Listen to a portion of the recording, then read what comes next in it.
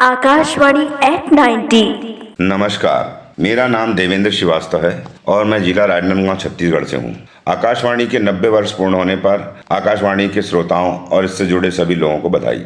चूंकि मेरे पिताजी रेडियो बहुत सुनते थे, अतः बचपन में आकाशवाणी से मेरा परिचय 1971 के भारत पाकिस्तान युद्ध, बांग्लादेश के बंटवारा के समाचारों से हुआ। उसके बाद निरंतर उम्र बढ़ती गई और जो बातें याद है, मसीह वंदना इनके चालू होने पर हम स्कूल जाना चालू करते थे। संप्रति वार्ता स्वयंताम, मैंने अपनी छोटी बेटी संप्रति का नाम इसी जगह से उठाया।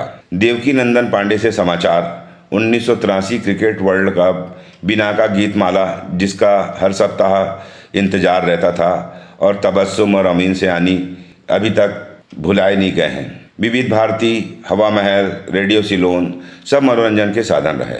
हमने 15 अगस्त और 26 जनवरी लाल किले से प्रधानमंत्री का भाषण भी आकाशवाणी से ही सुनते हुए बड़े हुए। इस तरह आकाशवाणी मनोरंजन और ज्ञान का स्रोत रहा। आज भी आकाशवाणी मनोरंजन और ज्ञान का स्रोत है।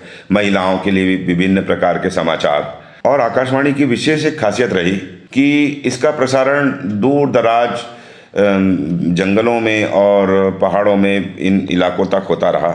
इससे सभी लोगों को दुनिया के संपर्क में बने रहने का अवसर प्राप्त हुआ। आकाशवाणी का अपना एक विशेष महत्व है, क्योंकि ये बैटरी सिस्टम से भी चल जाता है रेडियो, जिससे जहाँ पे विद्युत के संसाधन उपलब्ध ना हो वहाँ भी समाज दिन दुनिया से कटा नहीं रहता, और आकाशवाणी के माध्यम से वो उसे सभी प्रकार की जानकारियाँ प्राप्त होती रहती है। धन्यवाद।